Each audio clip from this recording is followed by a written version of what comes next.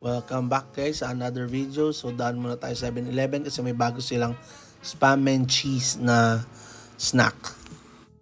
So puro siyang spam and cheese na snacks at iba-iba yung klase.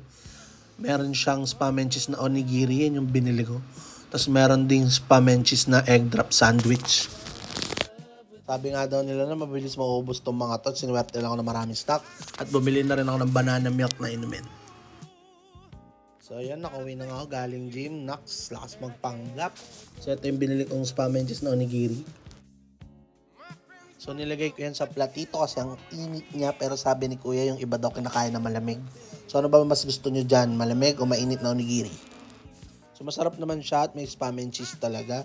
Even naman yung nakalagay. Masarap din naman yung banana milk na nabili ko. So punta na kayo sa malapit na 7-Eleven sa inyo. Bilhin yung mga gusto nyo. Yun lang. Sa ulitin.